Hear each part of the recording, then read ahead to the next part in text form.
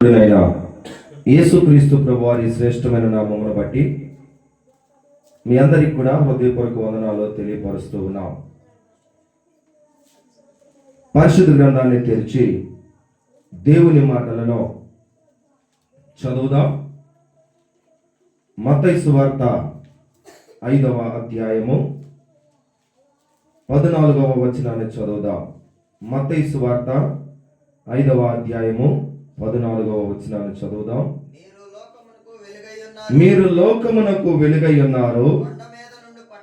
కొండ మీద నుండి పట్టణము మరుగై ఉండనేరదు. మనుషులు దీపము వెలిగించి కొంచెము క్రింద పెట్టరు గాని అది ఇంట నుండి వారికందరికి వెలిగించుటకై దీపస్తంభము మీదనే పెట్టుదురు. మనుషులు మీ సత్క్రియలను చూచి పరలోకమందున్న మీ తండ్రిని మహిమపరచునట్లు వారి ఎదుట మీ వెలుగు ప్రకాశింపనీయుడి. చాలు ప్రియులారా, యేసుక్రీస్తు ప్రభువారు ఈ లోకానికి వచ్చినప్పుడు క్రీస్తు ప్రభువారు ఈ లోకములోనికి బాలునిగా మనుష్య కుమారునిగా ఆయన భూమి మీదకి కన్యమరియ గర్భమున వచ్చినప్పుడు చీకటిలో ఉన్న వారికి వెలుగు కలిగిందంట. చీకటిలో ఉన్నవారు వెలుగును చూశారు. చీకటిలో ఉండడం అంటే మనం అనుకుంటాము ఈ లోక సంబంధమైన ఈ ప్రకృతి సంబంధమైన చీకటి అని మనం అనుకుంటూ ఉంటాం. కానీ చీకట్లో ఎవరుంటారండి? ఎవరైనా చీకట్లో ఉండడానికి ఇష్టపడతారా? చీకట్లో ఉండాలని కోరుకుంటారా? చీకట్లో ఉంటే ఏమైనా కనబడుతుందా? చీకట్లో ఉంటే ఏమైనా తెలుస్తుందా? చీకట్లో ఉంటే ఏమైనా చేయగలుగుతామా? చీకట్లో ఉంటే మనము దేనిని కూడా చెయ్యలేము. కనీసం మన పని కూడా మనము చేసుకోలేము. చీకటిలో ఉండాలని ఏ మానవుడు అనుకోడు. అయితే ఈ చీకటి ఏమిటంటే ఆత్మీయ సంబంధమైన చీకటి, ఆత్మ సంబంధమైన చీకటి. ఈ చీకటిలో చాలా మంది ఉన్నారు. చీకటి అనగా పాపము. చీకటి అనగా ఈ లోకమునకు సంబంధించినది, ఆత్మ సంబంధమైన విషయము కాదు. చీకటి అనగా పాపమును సూచిస్తున్నప్పుడు మనుషులందరూ కూడా చీకటిలో ఉన్నారంట. అంటే పాపములో ఉన్నారు. పాపములో ఉన్న వారికి వెలుగు కలిగిందంట. అనగా వెలుగును వారు చూశారు. పాపములో ఉన్న మానవుని రక్షించడానికి, వెలుగుని ఇవ్వడానికి పరిశుద్ధుడైన దేవుడు పరలోకాన్ని విడిచిపెట్టి భూలోకానికి మానవునిగా వచ్చాడు. ఆయన వచ్చినప్పుడు మనందరికీ వెలుగును చూపించాడు. నిజమైన వెలుగును దేవుడు మనకి పరిచయం చేశాడు. నిజమైన వెలుగును దేవుడు మనకు తెలియపరిచాడు. నిజమైన వెలుగును ప్రత్యక్షపరిచాడు. హల్లెలూయా. చీకటిలో ఉన్న వారికి వెలుగు వచ్చింది. ఇప్పుడు ఉదాహరణకి మనము ఊరెళ్ళామండి. ఊరెళ్ళేటప్పుడు మన ఇంటి తలుపులు తెరిచి వెళ్తామా, మూసి వెళ్తామా? మూసేస్తే నా ఇంట్లో చీకటి ఉంటుందని, నా ఇల్లు చీకటిగా అయిపోయిద్దేమోనని భయపడి ఎవరైనా తలుపులు, కిటికీలు, కర్టన్లు అన్నీ తెరిచి ఓపెన్ చేసి వెళ్తారా? వెళ్ళరు. ఊరు వెళ్ళేటప్పుడు ఎప్పుడైనా ఎవరైనా ఊరు వెళ్ళాలి అనుకుంటే కనుక ఏం చేస్తారు? వారి ఇంటి యొక్క తలుపులను, కిటికీలను, కర్టన్లను అన్నీ వేసి తాళం వేసి అది మరలా ఎవరైనా దొంగలు తీస్తారేమోనని మరలా లాగి చూసి ఓకే అనుకున్నప్పుడే వారు ఊరు వెళతారు. అవునా కదా? సరే, ఊరు వెళ్ళాం. ఊరు వెళ్ళిన తరువాత ఒక రోజుకో 2 రోజులకో తిరిగి వచ్చాం. మనం వచ్చేలేకే సాయంత్రం 7 అయిపోయింది. 7 గంటలకి మనం ఇంటికి వచ్చినప్పుడు మన ఇంటి లోపల కానీ బయట కానీ ఎలా ఉంటుంది? చీకటిగా ఉంటది. అప్పుడు మనం ఏం చేస్తాం? అప్పుడు మనము లోపల ఉన్న ఆ స్విచ్లను ఆన్ చేసినప్పుడు ఆ లైట్స్ వెలగంగానే లోపల ఏమవుతుంది? చీకటి పోయి వెలుగు వస్తుంది.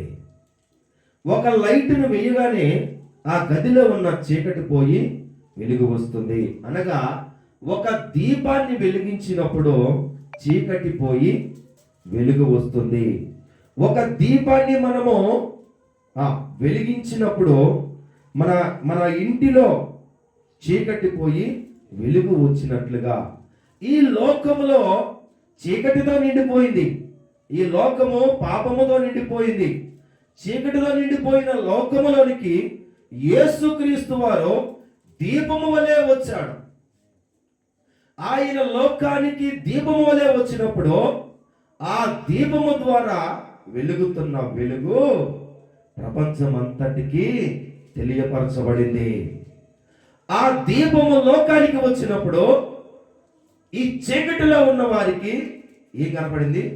వెలుగు కనపడిన, వెలుగు దొరికింది, వెలుగు సంభవించింది, వెలుగు ప్రత్యక్షమైనది. అయితే యేసుక్రీస్తు ప్రభువారు ఈ లోకానికి వచ్చి వెలుగుగా ఉన్నట్లుగానే యేసయ్య కూడా మనల్ని ఏమంటున్నాడంట? ఈ మత్తయి సువార్త 5వ అధ్యాయము 14వ వచనంలో అంటున్నాడు, మీరు లోకమునకు వెలుగై ఉన్నారు. మీరు లోకానికి వెలుగై ఉన్నారు. దేవుడు మాత్రమే కాదు, యేసుక్రీస్తు వారు మాత్రమే కాదు, ఇప్పుడు ఎవరు కూడా చేస్తున్నాడు వెలుగుగా? ఆయనను నమ్మిన, ఆయన యందు విశ్వాసం ఉంచిన, ఆయన యందు నమ్మకం ఉంచిన ప్రతి ఒక్కరిని కూడా ఏమంటున్నాడు ప్రభువారు? మీరు లోకమునకు వెలుగై ఉన్నారు. మీరు లోకమునకు వెలుగై ఉన్నారు. యేసయ్య మాత్రమే కాదు, ఆయన మనలను కూడా లోకానికి వెలుగుగా చేశాడు. ఎలా చేశాడు? లోకానికి వెలుగుగా మనల్ని ఎలా చేశాడు అన్న విషయాన్ని మనం కనుక ఆలోచన చేస్తే అండి, ఇప్పుడు ఒక పెద్ద హాల్ ఉందండి. ఒక పెద్ద హాల్ ఉందనుకోండి, కరెంటు పోయింది. కరెంటు పోతే ఇప్పుడు ఆ గది అంతా ఎట్లా ఉన్నది? చీకటిగా ఉంది. అయితే ఒక చిన్న పిల్లవాడు ఒక క్యాండిల్ తెచ్చుకున్నాడు. వాడు ఎందుకో క్యాండిల్ తెచ్చుకున్నాడు. అయితే వాడు ఆ క్యాండిల్ వెలిగించాడు. ఇప్పుడు ఆ ఒక్క క్యాండిల్ ఆ గది మొత్తానికి వెలిగిస్తుందా? ఒక్క క్యాండిల్ గది మొత్తానికి వెలుగు సరిపోతుందా? చాలదు. వెలుగైతే వెలిగింది, కానీ అక్కడున్న ఆ హాలు మొత్తానికి ఆ ఒక్క క్యాండిల్ సరిపోదు. అయితే ఇప్పుడు ఏం చేయాలి? అక్కడున్న ఒక వ్యక్తి అన్నాడు, అయ్యా మన ఈ హాల్ పక్కనే ఇదిగో షాప్ ఉంది, ఆ షాప్ లోనికి వెళ్ళి ఒక 10 క్యాండిల్స్ 20 క్యాండిల్స్ పట్టుకుని అయ్యా అని చెప్పాడు. ఒక 10 క్యాండిల్స్ తెచ్చారు. 10 క్యాండిల్స్ తెచ్చిన తర్వాత ఈ బాలుడి దగ్గర ఉన్న క్యాండిల్ ద్వారా ఇప్పుడు ఈ 10 క్యాండిల్ ఏం చేస్తారు? వెలిగిస్తారు. ఎప్పుడైతే ఈ ఒక్క క్యాండిల్ ద్వారా ఈ 10 కొవ్వొత్తులను వెలిగించినప్పుడు ఈ 10 కొవ్వొత్తులు అక్కడ ఒకటి, అక్కడ ఒకటి, అక్కడ ఒకటి, ఈ హాల్కి ఈ చివరి నుంచి ఆ చివరి వరకు ఈ 10 క్యాండిల్స్ 20 క్యాండిల్స్ ఈ హాల్లో కొంచెం కొంచెం దూరంలో పెట్టారనుకోండి, అప్పుడు హాల్కి సరిపోయిందా? లైటింగ్ సరిపోయింది. ఎందుకని?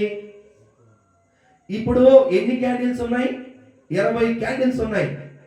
మొట్టమొదట ఒకటే క్యాండిల్ ఉన్నప్పుడు ఈ పెద్ద రూమ్కి దాని వెలుగు సరిపోలేదు. అయితే ఎప్పుడైతే ఈ 20 క్యాండిల్ కూడా వెలిగించామో అప్పుడు ఆ గదికి వెలుగు సరిపోయింది. అయితే యేసుక్రీస్తు ప్రభువారు లోకానికి వచ్చినప్పుడు మరి ఆయన వెలుగుతూ వచ్చాడు కదా, మరి యేసయ్య వెలుగు లోకానికి సరిపోలేదంటారా? యేసయ్య వెలుగు లోకానికి చాలదా?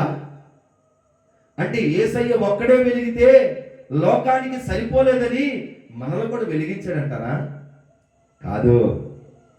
వెలుగు సరిపోలేదని కాదు.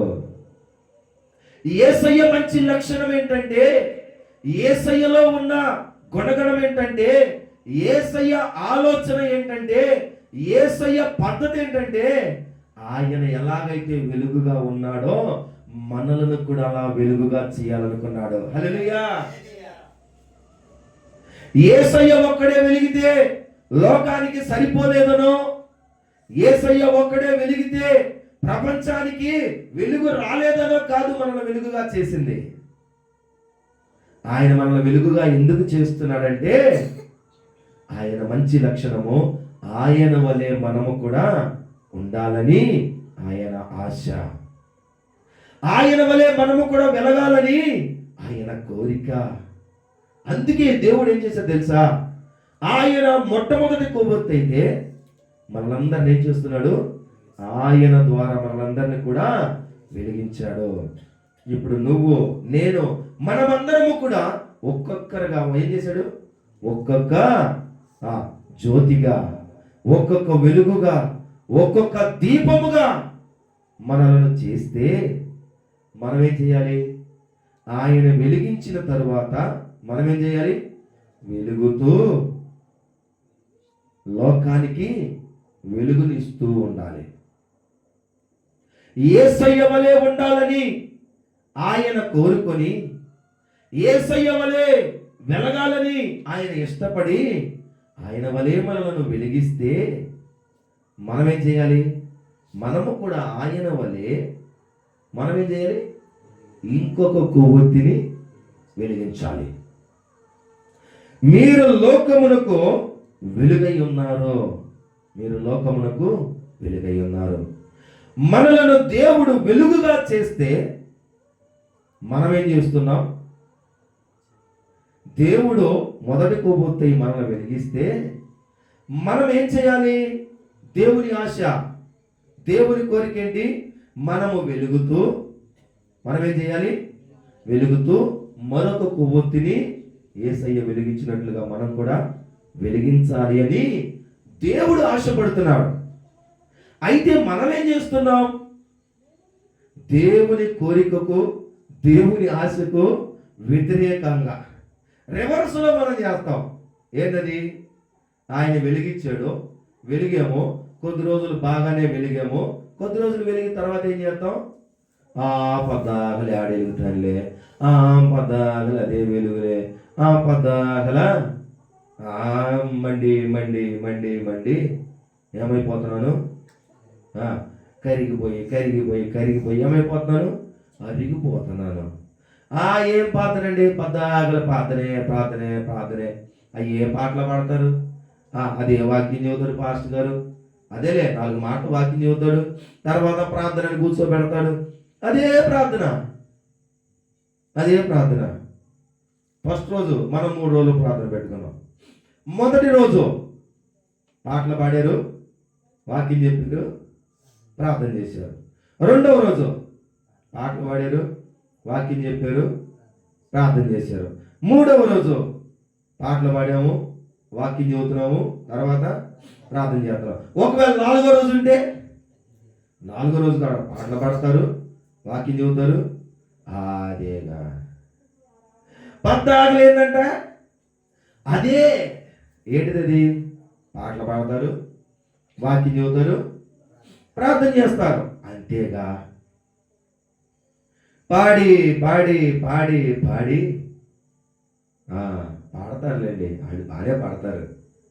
పాస్గా చూతూనే ఉంటాడు, ప్రార్థన చేయమని ఒకటే మొత్తుకుంటా ఉంటాడు. ప్రార్థన చేయి ప్రార్థన చేయి ప్రార్థన చేయి అని గోల్బాల్ చేస్తూ ఉంటాడు. పద్దాకలు ప్రార్థనే ప్రార్థనే ప్రార్థనే. వెలిగి వెలిగి వెలిగి ఎన్నాళ్ళు వెలిగినా అదే వెలుగు, ఎన్నాళ్ళు వెలిగినా అదే వెలుగని మనం ఏం చేస్తాం? వెలిగినా ఒకటే, వెలిగినా ఒకటే, వెనకపోయినా ఒకటేనే అని ఇక మనం ఏం చేస్తాం?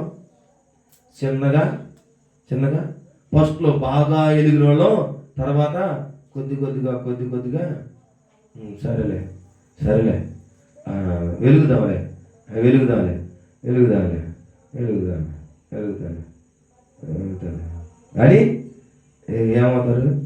బాబు ఉన్నావా?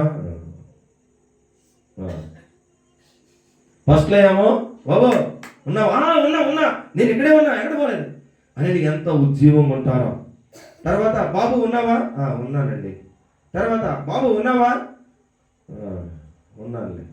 తర్వాత బాబు ఉన్నావా? ఉన్నాను. బాబు అసలు ఉన్నావా లేవా? ఇక మాటలేవు, ఇంకేం లేవు, ఇక మాటలేవు, సైలెంట్. ఇక ఉన్నా కూడా లేరనుకోవాలి, సైలెంట్. అంటే ఏంటి? వెలిగే వెలిగే దీపం ఏమైపోయింది? ఆరిపోతుంది. దేవుని కోరిక, దేవుని ఉద్దేశం ఏంటి? ఆయన ఎలాగైతే వెలిగాడో, ప్రపంచానికి ఎలాగైతే వెలుగునిచ్చాడో, అదే విధముగా ఆయన మనల్ని వెలిగించి మనల్ని కూడా ప్రపంచానికి ఆయన వెలిగినట్లుగా మనల్ని వెలిగి ప్రపంచానికి వెలుగునివ్వమని చెబితే మనం ఏం చేస్తున్నాం? వెలిగేవులే, వెలిగేవులే, రోజు అదే కదా, రోజు అదే కదా, రోజు అదే కదని రోజు కొంచెం రోజు కొంచెం రోజు కొంచెం రోజు కొంచెం దిగజారిపోయి ఏమైపోయాం? వెలుగుని ఇవ్వాల్సిన వాళ్ళ కాస్త ఆరిపోయాము. ఎందుకు ఆరిపోయామో చూడండి. 15వ వచనం. మనుషులు దీపము వెలిగించి కొంచెము క్రింద పెట్టరు. మనుషులు దీపం వెలిగించి ఎక్కడ పెట్టరు? కొంచెం కింద పెట్టరు. కొంచెం అంటే ఏంటి? కొంచెం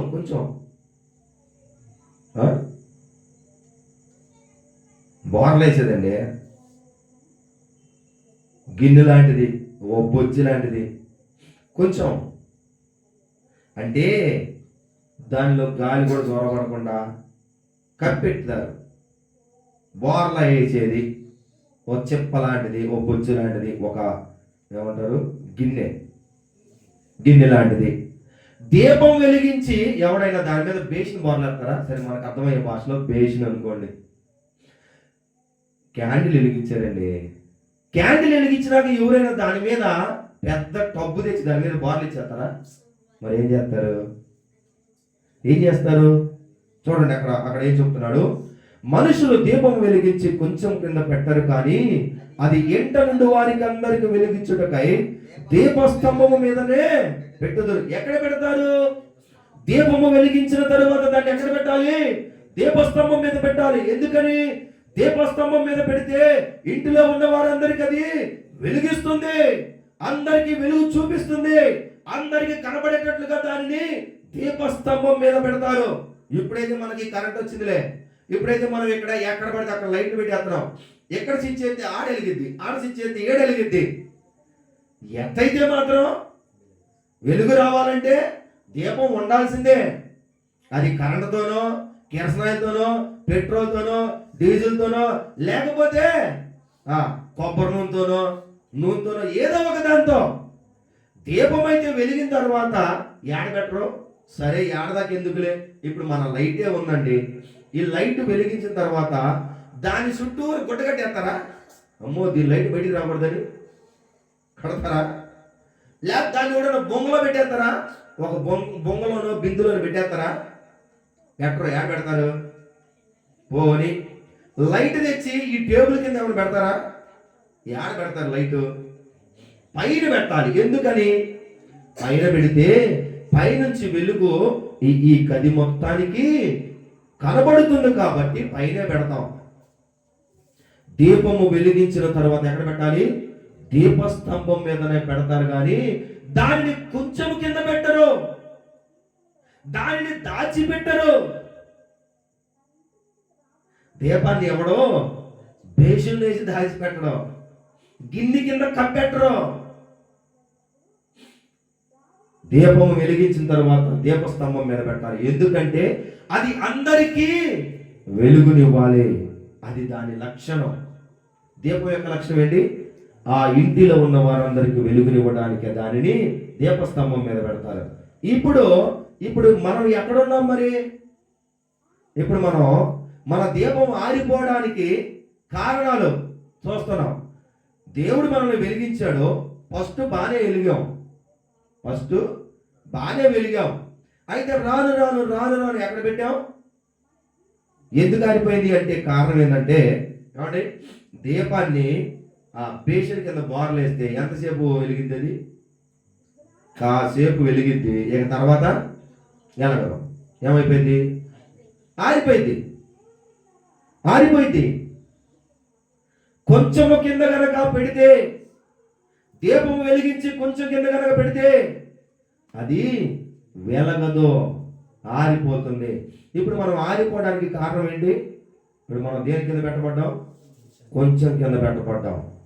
సాతానుడు మన మీద ముసుగు వేసాడు, సాతానుడు మనల్ని కప్పాడు, వెలుగుతున్న దీపం మీద బార్లేసాడు, గిన్నె ఆ బేషన్ బార్లేసాడు. వాడు వలను ఈ దీపం మీద ఇట్లా వేయగా ఇప్పుడు ఏమవుతున్నాం మనం? కొద్దిసేపు వెలిగి కొద్దిసేపు వెలిగి వెలిగి వెలిగి కొన్ని రోజులకు కొన్ని సంవత్సరాలకు ఏమైపోతున్నాం? ఆరిపోతున్నామో. కొంచెం కింద పెట్టిన దీపము వెలిగి ఉందా, వెలగలేదా, ఆరిపోయిందా ఎవరికి కనపడదో, ఎవరు దాన్ని పట్టించుకోరు. ఎందుకంటే అది బయటికి కనపడదు కాబట్టి దాన్ని ఎవరు పట్టించుకోరు. కానీ దీపస్తంభం మీద దీపము పెడితే అది అందరికి వెలిగిస్తున్నప్పుడు అందరూ దాన్ని చూసి దానిలో నూనె ఉందా లేదా, దానిలో నూనె అయిపోతుందా, దానిలో ఒత్తి బాగుందా లేదా, అది బాగా వెలుగుతుందా లేదా, ఎందుకు వెలగడం లేదు, నూనె ఏమన్నా అయిపోయిందా అనేది ఏం చేస్తారు? దాన్ని దింపి మరలా దానికి మరలా నూనె పోస్తారు. ఎక్కడుంటే? దీపస్తంభం మీద ఉంటే. ఎందుకని నూనె పోస్తారు? దీపస్తంభం మీద ఉన్నప్పుడు అందరికి అది కనబడుతుంది కాబట్టి, అది బాగా వెలుగుతుందో లేదో కనబడుతుంది కాబట్టి. మనల్ని కూడా దేవుడు లోకమునకు వెలుగుగా చేస్తే మనము లోకమునకు వెలుగిస్తా ఉంటే, లేకపోతే మనము లోకమునకు మన వెలుగును కనపరుస్తూ ఉంటే గనక మనము తగ్గిపోతున్నామా, పెరుగుతున్నామా, మనము ఆరిపోతున్నామా, మనలో నూనె అయిపోతుందా, మనలో కాంతి ఏమైనా తగ్గిందా అని చూసి ఏం చేస్తారు? దాంట్లో నూనె పోస్తారు. ఎందుకు? ఆరిపోకుండా మరలా దాని వెలుగు పెరగడం కొరకు, దాన్ని వెలిగించడానికి నూనె పోస్తారు. ఇప్పుడంటే కరెంట్ వచ్చిందిలే. ఇదివరకు రోజుల్లో మేము చిన్నపిల్లలు ఉన్నప్పుడు లాంతర్లు ఉండేవి. మా ఇంట్లో కరెంట్ ఉండేది కాదు. సాయంత్రం అయ్యేలేకే ఆ లాంతర్కి ఒక గ్లాస్ ఉండేది రౌండ్గా. ఆ గ్లాసుని బయటకు తీసి దానికి చుట్టూరు మసి అంటుకునేది. ఒక క్లాత్తో చక్కగా ఇలా తుడిచి దాన్ని శుభ్రం చేస్తే తెల్లగా వచ్చేది. ఆ గ్లాసు మరలా దానికి పెట్టి కింద ఒత్తి ఒకటి ఉండేది. ఆ ఒత్తి ఒక పైకి లాగి పైన ఇట్లా నుసి ఉండేది మసి. దాన్ని అట్లా నలిపేసి పక్కన పడేసి మరి కొంచెం పైకి లాగి రెడీగా పెట్టాలి. సాయంత్రానికి రెడీగా పెడితే చీకటి పడుతుంది అనుకోగానే దాన్ని పైకి లేపి అగ్గిపుల్లు అక్కడ వెలిగించి దాన్ని వదిలేస్తే చక్కగా మండుతూ ఉంటుంది. దాంట్లో కిరసనాలు పోయాలి. ఇవన్నీ చేసి పెట్టేవాడిని. ఇది నా బాధ్యత అనమాట సాయంత్రం పూట. సరే, అయితే ఆ లాంతర్ విషయంలోనే చూద్దాం. మంచిగా తుడిచాము, దాంట్లో కిరసనాలు కూడా పోసాం, ఒత్తి కూడా శుభ్రం చేసి పెట్టాం. అయితే వెలిగించిన తర్వాత అది వెలుగుతుంది, కానీ కాసేపటికి గుప్పు గుప్పు అని అట్టకొట్టుకులాడి ఆరిపోతుంది. ఓసారి ఆరిపోయింది, మళ్ళీ వెలిగించారు, మళ్ళీ గుప్పు అని మళ్ళీ ఆరిపోయింది, మళ్ళీ వెలిగించారు, మళ్ళీ వెలిగింది, మళ్ళీ ఆరిపోయింది. ఎందుకంటారు? కిరసనాలు ఉన్నాయి కింద, ట్యాంకీ నిండా కిరసనాలు పెట్టాం, బాగానే ఉంది, ఒత్తి కూడా బాగానే ఉంది, గ్లాస్ కూడా బాగానే ఉంది, ఎందుకు వెలగట్లేదంటారు? అయితే చెప్తే ఒత్తి సరిగా లేకపోయి ఉండాలి, ఒకటి కారణం. ఒత్తి సరిగా లేకపోయి ఉండాలి. సరే, ఒత్తి కూడా సరి చేసాం. రెండోది కిరసనాలు అయిపోయి ఉండాలి, కిరసనాలు కూడా ట్యాంక్ నిండా పోసాం, అయినా ఎలగట్లేదంటే ఏంటి అర్థం? ఎందుకంటారు? ఆలోచించండి. కిరసనాల ఆయిల్ కల్తీ అయింది, ఒరిజినల్ ఆయిల్ కాదు, ఒరిజినల్ కిరోసిన్ కాదు, కిరోసిన్లో కల్తీ జరిగింది. దేంట్లో? నూనెలో కల్తీ జరిగింది. నూనెలో నీళ్లు కలిసిపోయినాయి, కిరోసిన్లో నీళ్లు కలిసిపోయినాయి. నీళ్లు కలిస్తే ఓ వెలిగిద్దా? దీపం వెలిగిద్దా? ఒకటి, ఒత్తైనా సరిగా లేకుండా ఉండాలి. 2, కిరోసినైనా అయిపోయి ఉండాలి. 3, ఒత్తి ఉండి కిరోసిన్ ఉన్నా కూడా వెలగట్లేదంటే కిరోసిను కల్తీ అయిపోయి ఉండాలి. దేవుడు మన లోకానికి వెలుగుగా చేస్తే వెలగాల్సిన మనం వెలగపోవడానికి కారణాలు 3 విషయాలు చూస్తున్నాం. 1, ఒత్తి సరిగా లేదు. అంటే ఒత్తి అంటే ఏంది? పైకి కొంచెం ఉండిద్ది, ఆ కింద ఇక బాగా ఉండేదంతా ఎక్కడ ఉండిద్ది? లోపల నూనెలో ఉండిద్ది.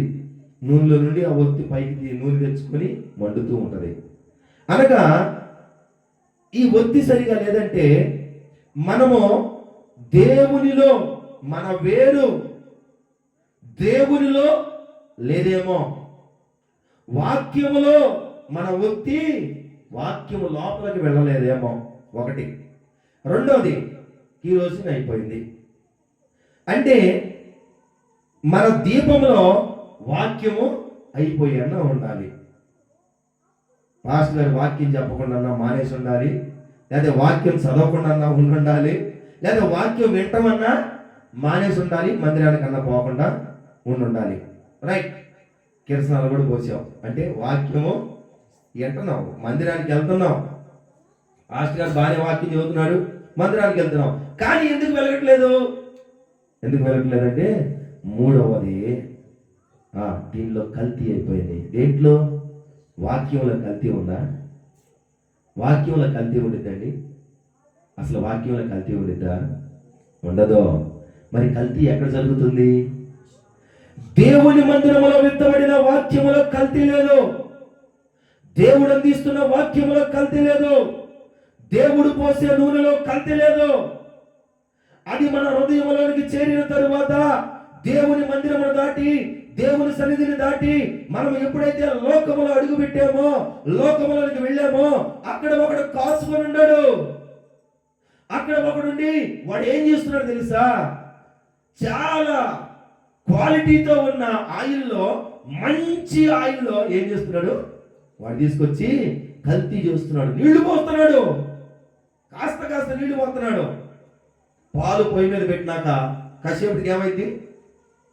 పాలు బొస్సుమని పొంగుకుంటా వచ్చింది. ఇప్పుడు ఆ పొంగు గబక్కర కింద బాగా ఏం చేస్తాడు? కాసి నీళ్లు తీసుకున్నాడు చల్లండి. ఏమైంది?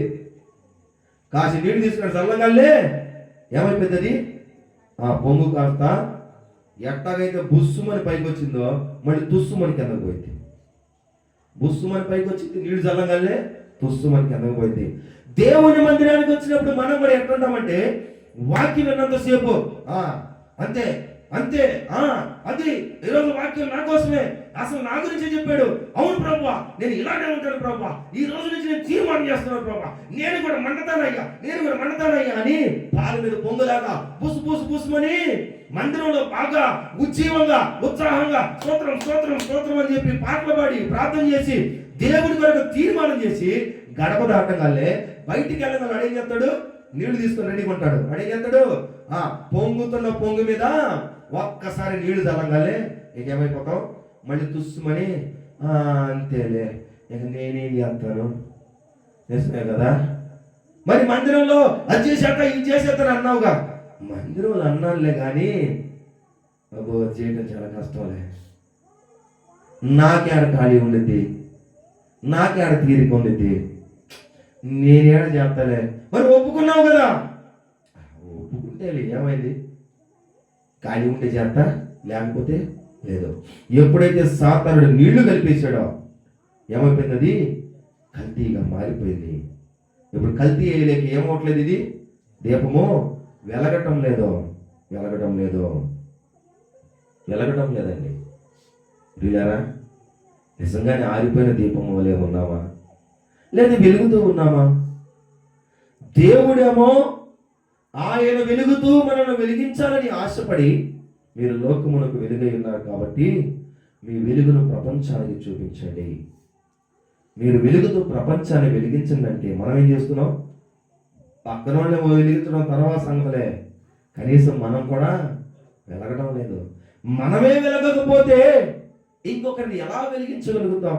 మనమే వెలుగుగా ఉండలేకపోతే మరొకరిని ఎలా వెలిగించగలుగుతాం? మనమే వెలుగు కాకపోతే మరొకరిని వెలుగులోనికి ఎలా తీసుకురాగలుగుతాం? మనమే చీకటైతే మరొకరిని ఎక్కడ తీసుకెళ్తాం? మనమే చీకటైతే మరొకరిని ఎక్కడ తీసుకెళ్తాం? చీకట్లోకి తీసుకెళ్తాం, కానీ వెలుగులోనికి మనము తీసుకుని వెళ్ళలేమో. ప్రియులారా, ఈ విషయాన్ని మనం ఆలోచన చేయాలి. దేవుడేమో మనల్ని వెలుగుగా ఉంచాడు, కానీ మనమేమో చీకటిగా ఉంటున్నాం. వెలగాలని ఆయన ఆశపడుతున్నాడు. వెలిగే దీపము ఎక్కడుండాలి? దీప స్తంభం మీద ఉండాలి, కానీ కొంచెము కింద ఉండకూడదు. మన వెలుగును అందరికీ ప్రకాశింపచేయాలి. అప్పుడే దేవుడు మనల్ని చూసి ఎరగొట్టు అంటాడు. చూడండి, చివరికి ఒక మాట చదువుదాం. దానియేలు గ్రంథంలో ఈ మాట ఉంటుంది కదా. దానియేలు గ్రంథము చివరి అధ్యాయము, దానియేలు గ్రంథము 12వ అధ్యాయములో, దానియేలు గ్రంథము 12వ అధ్యాయము 3వ వచనంలో ఈ మాట ఉంటుంది. చూద్దామా? దానియేలు గ్రంథము 12వ అధ్యాయం 3వ వచనం. బుద్ధిమంతులైతే ఆకాశ మండలములోని జ్యోతులను పోలిన వారై ప్రకాశించెదరు. నీతి మార్గమును అనుసరించి నడుచుకున్నట్లు ఎవరు అనేకులను త్రిప్పుదురో వారు నక్షత్రము వలె నిరంతరమును ప్రకాశించుదురు. హల్లెలూయా. ఎవరైతే అనేకులను నీతి మార్గము వైపు నడిపించుదురో, నీతి మార్గమును అనుసరించి నడుచుకున్నట్లు ఎవరు త్రిప్పుతారో, అయ్యా నీతి మార్గంలోకి రండి, నీతిని వెంబడించండి, నీతిని అనుసరించండి అని నీతి మార్గమును అనుసరించినట్లుగా ఎవరు అనేకులను త్రిప్పుతారో వారంట ఆకాశ మండలమందుండి నక్షత్రముల వలె ప్రకాశిస్తూ ఉంటారు, వెలుగుతూ ఉంటారు. వారి వెలుగు ఆరిపోదు. చివరిగా ఒక మాట ఏమండి? ఒక దీపాన్ని వెలిగించినప్పుడు దాని చుట్టూరు ఏమొస్తాయండి? దీపాన్ని వెలిగిస్తే దాని చుట్టూరు ఏమొస్తాయి? కొన్ని చిన్న పురుగులు, చిన్న పక్షులు, చిన్న కీటకాలు వస్తూ ఉంటాయి. ఎందుకనంటే వాటికి, ఆ చిన్న పురుగులకి దీపాన్ని చూడగానే ఎంత ఆనందమో, దీపాన్ని చూడగానే ఆకర్షించబడి అవి అల్లంత దూరం నుంచే వేగంగా ఆ దీపం దగ్గరకు వచ్చి ఏం చేస్తాయి? దీపం చుట్టూరు తిరుగుతూ ఉంటాయి.